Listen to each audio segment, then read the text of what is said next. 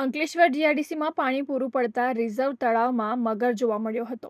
આ તળાવ ફરતે બનાવાયેલા વોકિંગ ટ્રેક પર રોજ સવાર અને સાંજના સમયે મોટી સંખ્યામાં લોકો ચાલવા અને એક્સરસાઇઝ કરવા માટે આવે છે. આ અંગેની જાણ વન વિભાગને પણ કરવામાં આવી હતી. મગરને પકડવા માટે તળાવમાં જાળી અને પાંજરો મૂકવામાં આવ્યો છે.